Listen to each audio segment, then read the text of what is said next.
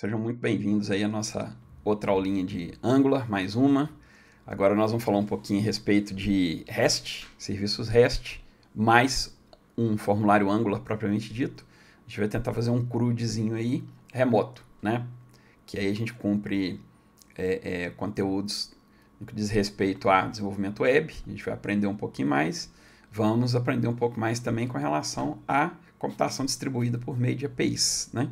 Onde um serviço meu front-end web vai se comunicar com uma API que está em algum lugar na internet guardada, me provendo um CRUDzinho para a gente poder fazer a edição.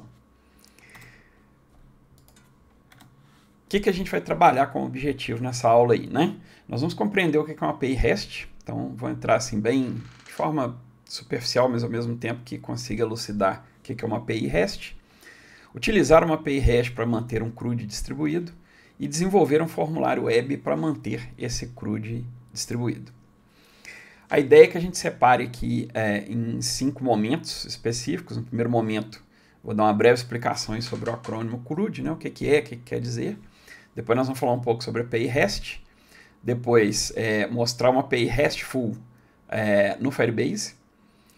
Vou mostrar o Thunder Client e o Visual Studio Code, que é uma ferramentinha muito boa para a gente poder trabalhar requisições, endpoints de API.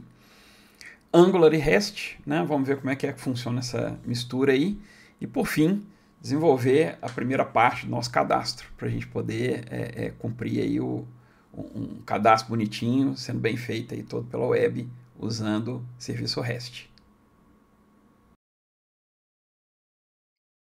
Bem, iniciamos então falando um pouco a respeito de CRUD. O que é CRUD?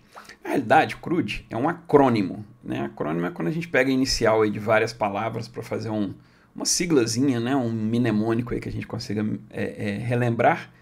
E esse CRUD nada mais é do que o acrônimo de 4 palavrinhas, que são ações básicas para se manter um repositório de dados, ou um banco de dados que vai estar em algum lugar, fisicamente na minha máquina, ou na internet, ou na nuvem, em qualquer lugar assim.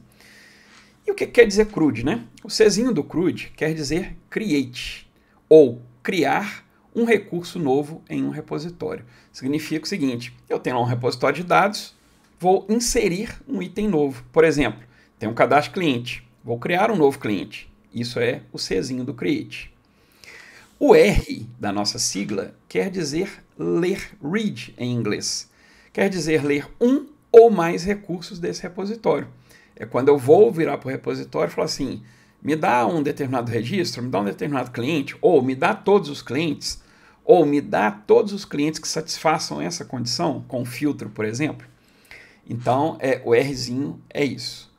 O U é o update, ou atualização de um recurso. É quando eu consigo, né, por meio de edição, ir lá e alterar alguma coisa naquele registro e gravar uma nova versão dele.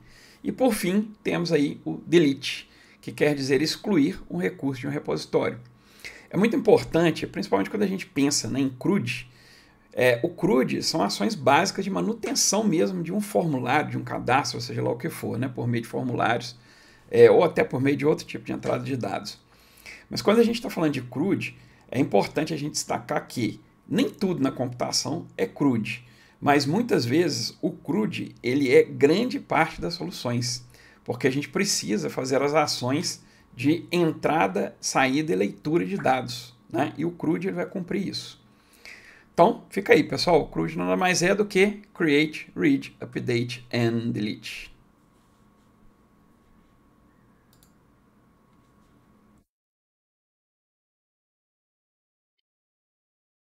REST, ou API REST, né? O que quer dizer isso? Na realidade, quando a gente está falando de REST, nós estamos falando não de uma implementação, mas a gente está falando de um modelo, um estilo de arquitetura. O que quer dizer REST? REST também é uma espécie de um acrônimozinho, tá? Quer dizer Representational State Transfer, ou transferência representacional de estado. Significa o seguinte, que eu consigo transferir de um lugar para outro aquele estado do meu dado ou do meu repositório de dados do jeito que ele está. Vamos elucidar um pouco mais. Qual que é a definição de REST acadêmica? é o estilo de arquitetura de software que define um conjunto de restrições a serem usadas para a criação de web services, padrão, e que fornecem interoperabilidade entre sistemas de computadores na internet. Ele oferece um modelo de arquitetura, né, quando ele está falando de restrições, é porque ele coloca regras, em que os vários sistemas consigam conversar entre si. Sistemas, às vezes, né, e na maioria das vezes, de desenvolvedores diferentes, de distribuidores diferentes. Então ele é um padrão de comunicação de estados pela internet. Quando a gente está falando de estado, gente, é importante a gente entender o seguinte: o estado é aquilo em que está nesse determinado momento o meu sistema.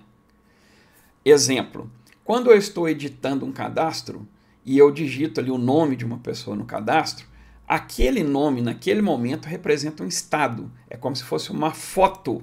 Vamos pensar o seguinte: quando eu estou rodando um filme, cada frame desse filme é um estado. Então, é um momento, é como se eu estivesse congelando um ponto. Nada mais é do que eu pegar o momento em que está o meu cliente aqui agora, o meu front-end, ou seja lá o que for, e mandar ele como informação para outro lugar. Então, por exemplo, se eu estou cadastrando uma informação, eu consigo pegar aquilo que eu acabei de fazer, aquele estado do jeito que ele está, e mandar ele para outro lugar para que ele armazene aquele estado ou ele faça um processamento devido com aquele estado. E eu também posso recuperar esse estado ou outros estados através dessa linguagem. Os web services RESTful, né? E aí quando a gente está falando de RESTful, significa uma implementação de fato. REST é um modelo arquitetural, é um padrão. RESTful é a implementação. Aí já é o código feito, já é um produto desenvolvido em cima do padrão REST. Permitem que os sistemas solicitantes acessem e manipulem representações textuais de recursos da web, usando um conjunto uniforme e predefinido de operações sem estado. E aí está falando que é sem estado por quê? Porque mandei para lá, eu não posso contar mais que eu vou manter um canal de comunicação com aquele cara que está me dando o API REST para que ele me fale o tempo inteiro como é que está aquele registro que eu acabei de mandar. Não, mandei e ele está daquele jeito que eu escrevi do lado de cá. Na hora que eu ler, ele pode ter sido alterado? Pode ter sido alterado inclusive por outra pessoa, mas ele vai me mandar o estado atual daquele serviço. E pronto, e acabou. Ele não vai ficar me notificando do estado, né? Outros estados. Lembra? É como se fosse uma foto. Tirei uma foto, mandei para lá. Mesmo que a foto tenha sido alterada por outra pessoa, ele vai pegar aquela foto no momento e vai me mandar aqui para que eu possa trabalhar. Isso aqui é um serviço RESTful, baseado em cima do REST. O REST, ele, como a gente já falou, ele não é uma implementação. Ele é um padrão arquitetural, mas ele define alguns verbos e modelos para que a gente trabalhe. Principalmente verbos de CRUD. Nós já falamos um pouco o que é CRUD, né? Que é a gente poder manter um cadastro. E a gente pode manter um cadastro via REST. Por quê? Porque ele tem verbos que dão suporte para isso. Vamos lá. Os 4 principais verbos, principalmente na hora que a gente está falando de CRUD, são verbo POST. O verbo POST significa inserir um recurso num determinado repositório. É eu pegar um estado e mandar esse estado para um servidor para que ele insira num repositório. Equivale ao create. Exemplo, estou aqui num sistema web digitando os dados de um cliente. Acabei de digitar, eu tenho a ficha do cliente pronta, mandei submeter. Ele vai para o servidor como serviço REST e salva esse cara do lado de lá. Ele gravou esse recurso. Qual é o verbo que eu uso para fazer isso? O verbo POST. Agora eu quero ler os dados. É o Rzinho do CRUD. Eu posso usar o GET, é o verbo para leitura. E esse verbo ele pode ler um ou vários registros, assim como a gente faz no CRUD. Normalmente, como é que é feito isso? Se você passa o GET com mais um ID, normalmente ele vai ler um registro. Se você passa um GET com um filtro, ele vai ler alguns registros. Se você passa um GET sem nada, ele tende a ler todos os registros. Muito cuidado com isso, porque às vezes o volume de registros que você vai ler é muito grande. Então é sempre recomendado a gente ler com filtro ou um registro apenas. A não ser que a gente esteja fazendo um sistema, igual nós vamos fazer um sistema de demonstração, que é pequeno, ou que eu saiba que o conjunto de dados é muito restrito, e fica muito mais barato eu pegar aquele conjunto todo do que eu ficar fazendo processamento o tempo inteiro para ler. Por exemplo, vamos imaginar que eu tenho uma tabela com, sei lá, códigos do governo a respeito de um imposto ou determinada coisa, e que vai sempre me voltar em torno de 20 e poucos registros. Eventualmente pode ter uma ou outra manutenção, mas eu sei que são 20 e poucos registros. E eu posso precisar desses registros aqui para processar. Então eu pego esse cara de uma vez só, trago aqui para minha máquina e trabalho com eles. Às vezes é muito mais barato que você mandar um filtro, fazer um filtro e trazer 15 registros ao invés de 20. Né? Mas, no geral, é legal a gente sempre fazer filtro. O put. O put é a mesma coisa do post, ele vai salvar alguma coisa. Qual é o detalhe? O put, normalmente, a gente manda ele com um ID de quem a gente quer alterar, porque ele vai fazer uma alteração num registro já existente. Ele vai pegar um recurso que já existe e alterar esse cara. Por exemplo, alterei o endereço de um determinado cliente. Mando para o servidor grava. É importante dizer que não existe só o put para fazer isso. Existe um outro cara que chama patch, que também faz isso. O patch, inclusive, você consegue alterar partes apenas, né, daquele registro, daquele recurso. Né? Por exemplo, eu quero alterar só o endereço. O patch conseguiria fazer isso. Mas no nosso caso aqui nós vamos usar o put até para a gente poder simplificar. Tá? O put vai ser equivalente ao nosso update. E por fim o delete, que é excluir mesmo, né? Apagar um registro de uma determinada tabela. Normalmente a gente envia o delete com o ID que a gente quer apagar. E isso aí, gente, são as definições de uma API REST. É interessante a gente entender essas definições técnicas, porque daqui a pouco a gente vai ver essa API funcionando. Né? Lembrando, uma API RESTful, ela trabalha sempre por HTTP, eu chamo ela equivalente a uma URL, né, um linkzinho, com o verbo que eu quero. E aí, a minha API estando pronta, ela vai obedecer esses verbos e vai responder ao meu cliente. Nós vamos ver isso tudo aí na prática daqui a pouco.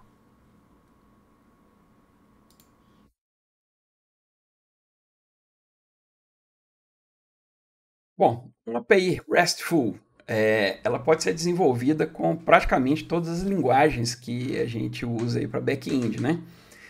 A gente pode trabalhar com C Sharp, a gente pode trabalhar com Node, com Python, com Java, enfim, com N linguagens para a gente desenvolver uma API RESTful.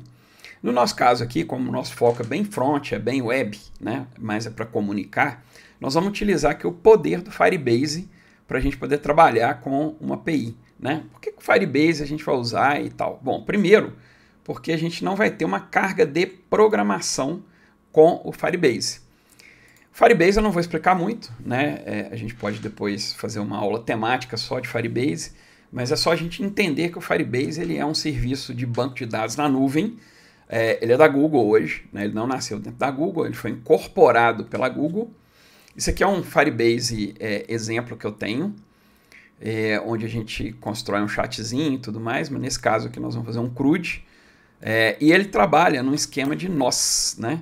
Ele tem aqui os nozinhos do Firebase, então, por exemplo, eu tenho aqui um nó chamado Chats, né, que é onde eu faço a implementação do banco de dados de chat, e aqui eu tenho um nozinho de CRUD, onde a gente vai fazer a implementação do nosso CRUDzinho, né, de cliente aqui que a gente vai criar. Lembrando que esse cara aqui, né, o Firebase, ele trabalha com, ele é NoSQL, né, not only SQL, é o NoSQL que é chamado, e cada registro para ele é como se fosse um objetinho JSON, né, que ele vai colocar aqui dentro. Ele tem um sistema muito parecido com pastas, então daí é bem interessante, porque a gente vai conseguir fazer com que todo mundo que estiver aqui, né, estudando, fazendo o curso, consiga criar sua própria pastinha para armazenar os seus clientes, né? E aí, na API que eu elaborei, eu vou mostrar um pouco como é que isso funciona, mas é mais para vocês saberem, né? Vai ter aqui o CRUD, que é o nó principal do nosso banco de dados. Aqui é um código, que eu estou chamando aqui de app ID, né? Vai ser um código único, pode ser o registro acadêmico do estudante, né? Um código qualquer que ele vai usar lá, ou pode ser até um guidezinho, né? Um número criptografado para ele poder colocar aqui. E embaixo dele vem a pastinha de clientes, com cada um dos clientes que foram criados e podem ser manutenidos aqui com a nossa APIzinha do Firebase, que é uma API que já vem pronta dentro dele, né? Por exemplo, vamos supor que eu quero ler esse banco de dados do Firebase, tá? Eu venho aqui, eu copio essa URL, venho aqui e vou chamar a URL simples com .json no final, e ele vai me trazer aqui todo o banco de dados, tudo que tem lá dentro, tudo que existe, né? Nesse caso ali, ele trouxe os dois. Eu quero só o do CRUD. Então, como é que eu faço? Ó, só a gente pensar que é quase igual ali, ó, né, o caminho de uma pasta no Windows. Então, eu coloquei ali, ó, né, o chat collab, firebase.com, .json que trouxe todo mundo. Agora eu vou colocar um barra CRUD. Barra, ele vai trazer para mim só os CRUDs. Agora eu quero pegar só os registros desse cara aqui, ó, desse código aqui, ó, desse app-id. Eu coloco ele aqui e ele dá um get nos registros dele, né? E assim por diante. Então, é bem legal, bem interessante o Firebase. E ele é uma API automática. Aqui no Chrome a gente consegue ver só o get, né? Mas daqui a pouco nós vamos usar o Thunder Client, que é uma ferramentazinha do Visual Studio Code que nós vamos instalar. E a partir do Thunder Client a gente consegue fazer chamada de todos os verbos que a gente quiser do Firebase. Então é isso, daqui a pouco a gente se vê aí no Thunder Client.